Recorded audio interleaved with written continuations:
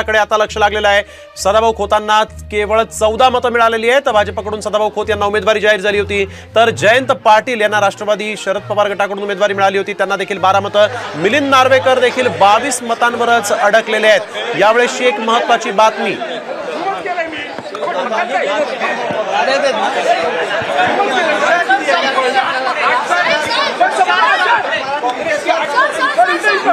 विजय होणार नाही असं तुम्हाला अनेकदा म्हटलेलं, त्यांना काय सांगाल?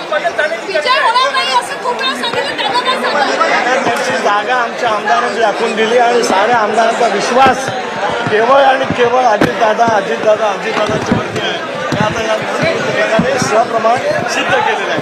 केवळ राष्ट्रवादी काँग्रेस पक्षापुरता सीमित नाही, तर अनेक सहकारी मित्रांनी सुद्धा ताकद पाठीमागे दाखवून दादांच्या नेतृत्वाला बळकटी दिली है। विश्वास जता रहे थे और कह रहे थे कि आने वाले समय में विधायक उनके संपर्क में हैं। आज की वोटिंग से कैसे अभी बहुत सारे विधायक हमारे साथ में आने वाले हैं। फेक नैरेटिव्ह बनवत आहेत आणि विजय महाविकास आघाडीचा होईल अशा पद्धतीने आता आपणच आता उत्तर द्या, काय नैरेटिव्हचं काय झालं?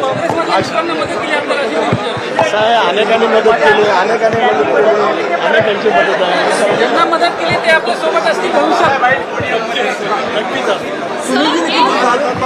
चित्र आपल्याला हलू नको भाई।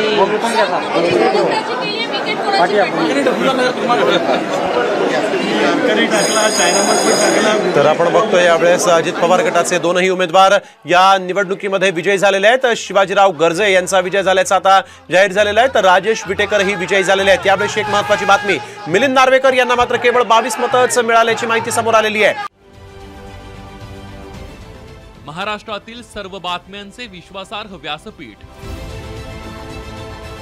सकाळच्या सर्व सोशल मीडिया प्लॅटफॉर्मला लाईक, फॉलो आणि सबस्क्राईब करा। तसंच सर्व नोटिफिकेशनसाठी बेल आयकॉन प्रेस करायला विसरू नका।